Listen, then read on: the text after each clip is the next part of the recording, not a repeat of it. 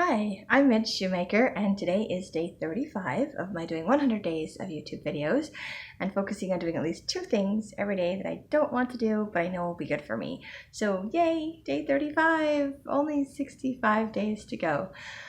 I can do this. I can do this. Today was a really interesting day for me. I did not want to get out of bed. I never want to get out of bed. This is nothing new for me. I just was running late for work because I just didn't want to get out of bed. Again, nothing new for me. Nothing new for me at all.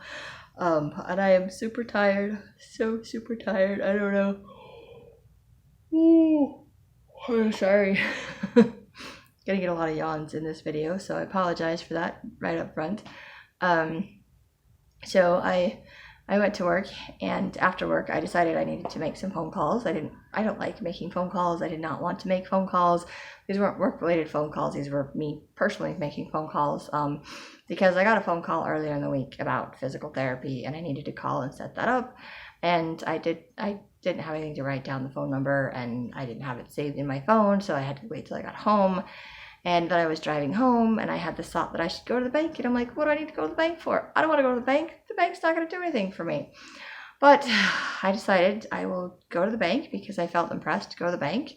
And of course, I was wondering all the way there why I was going to the bank. And I think I was just arguing with myself or arguing with God because I'm trying to sort things out. So I went to the bank for 2 reasons, basically. One is because I created an LLC and because I'm planning on publishing my book this year and releasing my song and all of those things that I'm hoping to make money with. Not that I'm going to make any money immediately, and not that I'm going to make like a ton of money and become wealthy overnight. I don't expect either of those things. In fact, I probably will make like less than $50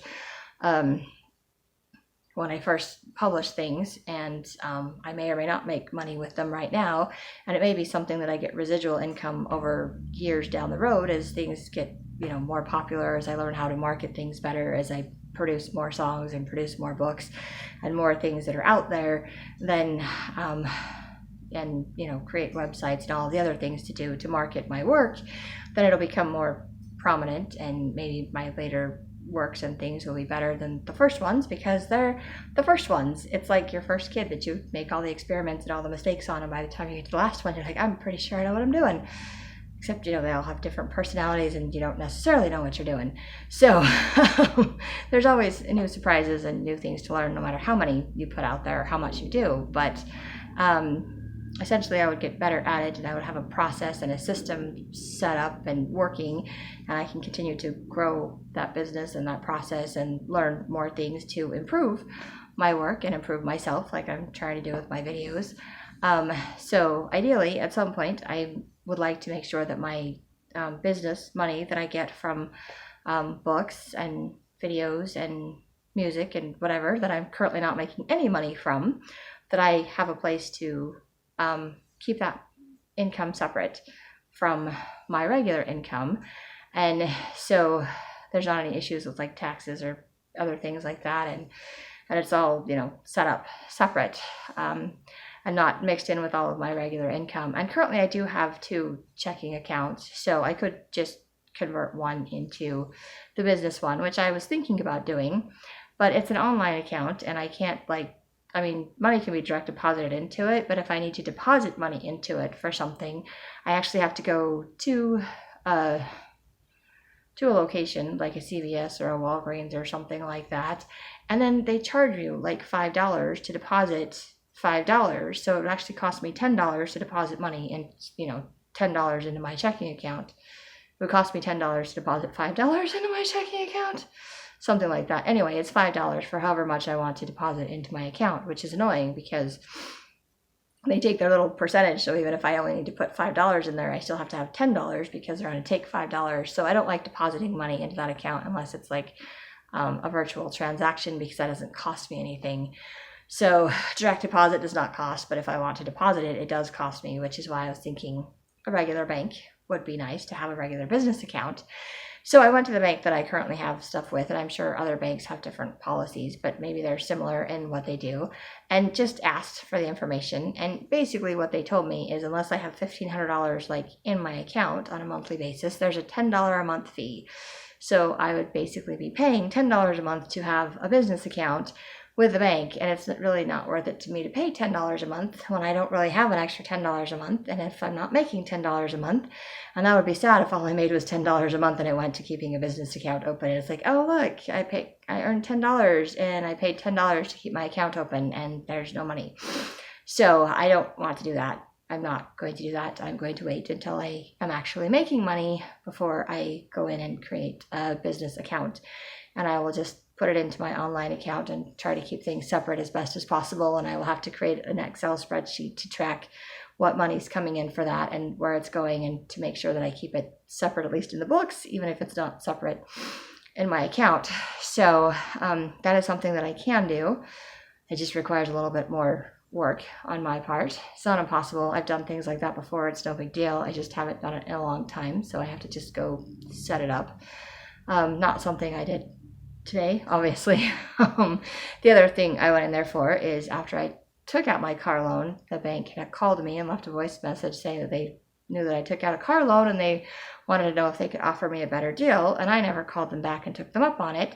So I figured as long as I was there, I could ask them. So I got my registration and I showed them and told them what it was and everything else like that, and basically the value of my car has dropped, or now, instead of it being worth what I bought it for back in August from a dealership, or September in a dealership, it's now worth, $4,000 less than that. And I'm like, fantastic. It's lost a ton of value, just like you take it off of it. And it wasn't a brand new car. I mean, I would expect that from a brand new car, but this is a used car. It's a 10-year-old car.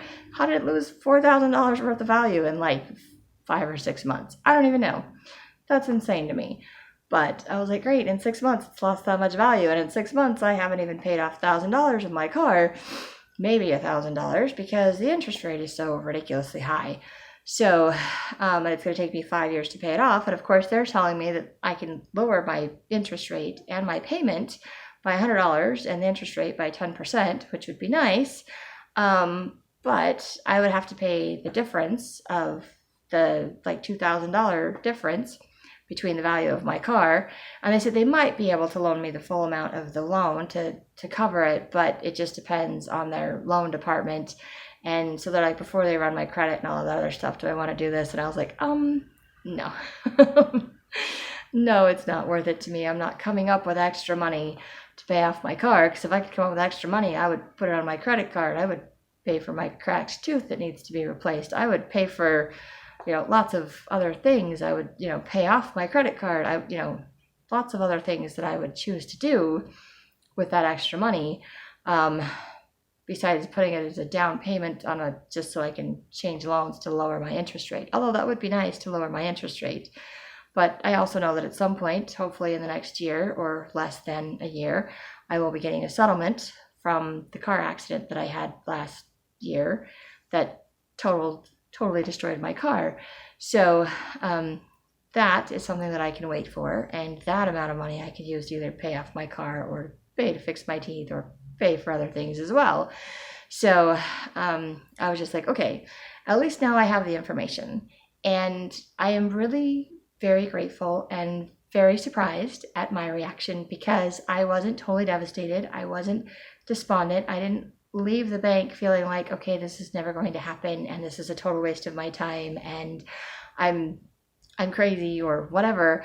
I was like, okay, I am taking steps to set myself up for success by creating an LLC, by trying to figure out the right process to go through, paying somebody to edit my books, things like that, to put myself out there.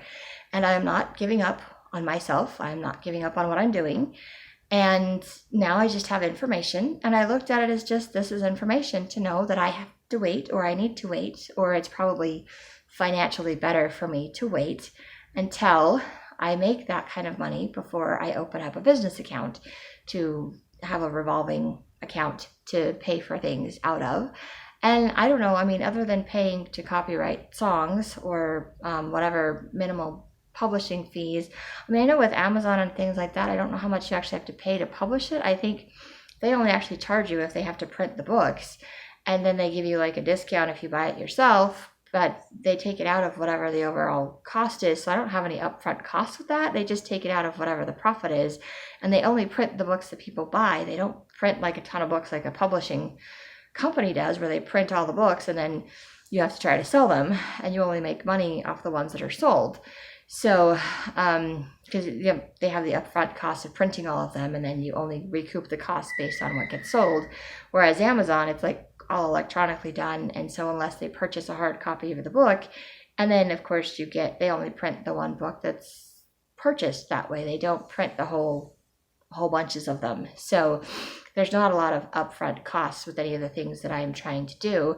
I mean, there is the cost of, paying to copyright my song, which I chose to do. And I know you can publish it without doing that route of copywriting it, like officially copywriting it. You could just publish it on the internet, and it timestamps the dates, and you can send yourself emails and timestamp the dates into which you did things or produced things or wrote things, so you have proof that you're not stealing somebody else's whatever things. And you can copyright your books when you publish them, so you can pay for that. And you can pay for like an ISBN number for the library if you want to do that for your books as well. So I'm like, there's some minimal fees in there, but the biggest fees are going to be paying for publishing, paying for editing, and paying for people to do the book covers for the books. So those are the biggest expenses that I have. And then choosing to pay to copyright my song, that was my choice. I didn't have to do that. And choosing to pay for an LLC, I also don't have to do that, because again, I'm not making any money. So creating something, and apparently I could just do it doing business as something like a sole proprietorship without actually having to create an LLC, which the bank told me that. And I was like, well, too late. I already did the LLC because I wanted to. So, and yes, I'm probably jumping the gun because my brain just goes way further ahead as to where I'm hoping things will go. And so I think it was just a nice little reminder to me that I am not there yet, but I like saying I'm not there yet and that I'm not giving up. And that's really comforting to me, because in the past, for me, if something didn't work out the way that I wanted it to, I would have left there totally devastated and disappointed and crying and feeling like my dreams are dashed and I can never do this and this isn't going to work out and, it's the end of the world.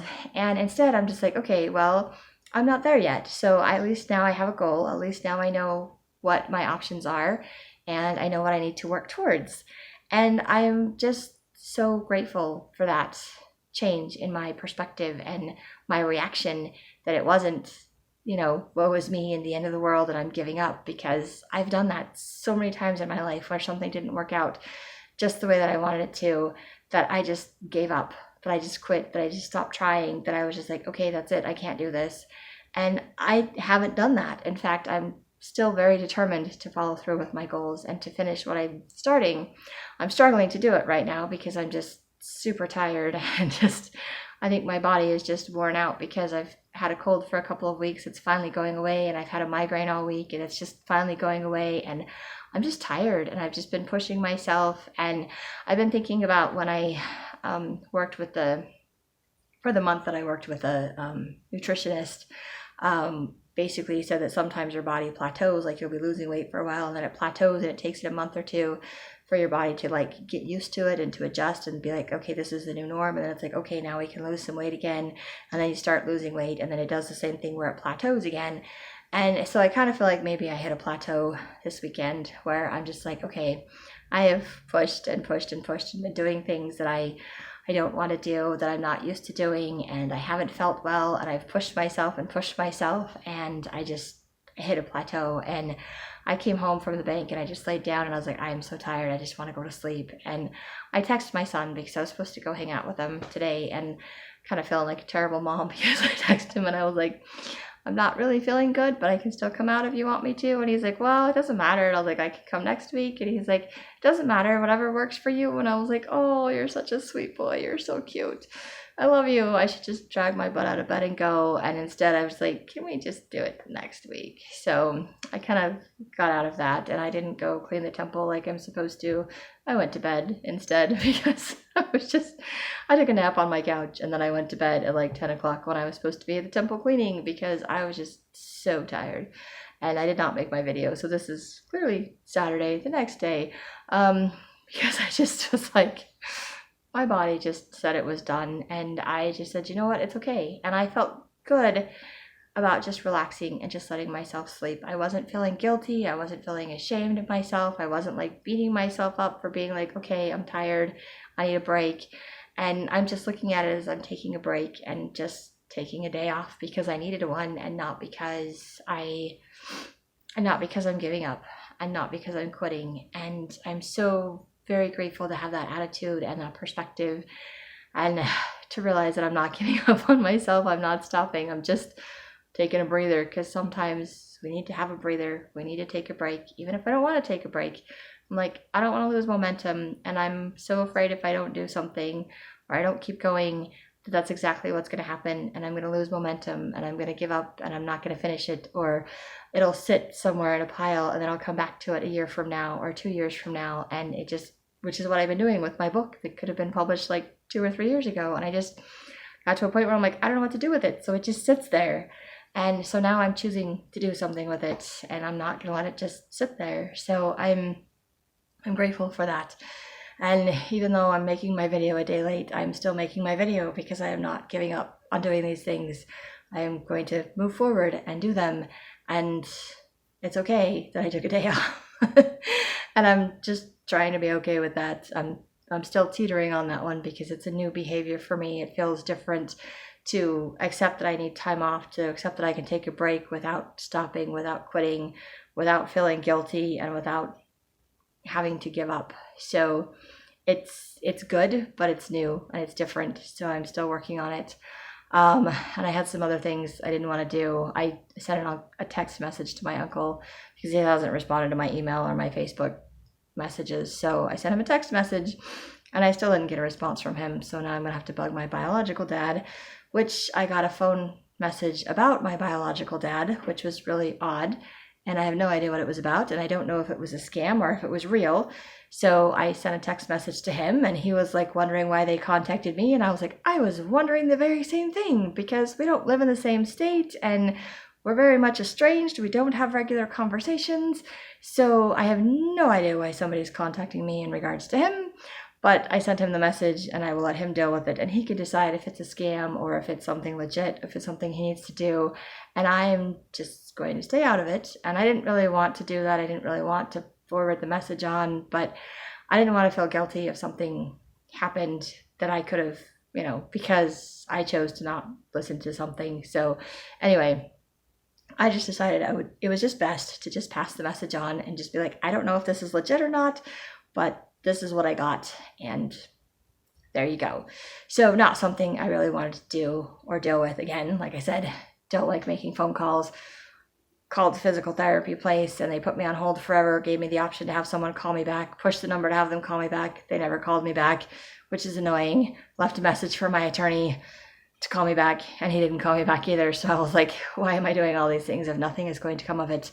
But that's okay. I was exhausted, and I just took the night off, and I'm hoping I can do that again, and maybe I will actually finally get some energy and catch up with myself and all the things that I don't want to do that I'm trying to do, and maybe I can start doing things again. So that is my hope, and I would ramble some more, but my dinner is burning, and I really don't want to eat burnt dinner.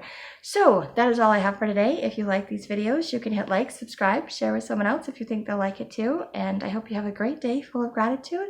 And maybe try doing 1 or 2 things today that you don't want to do, but it'd be good for you.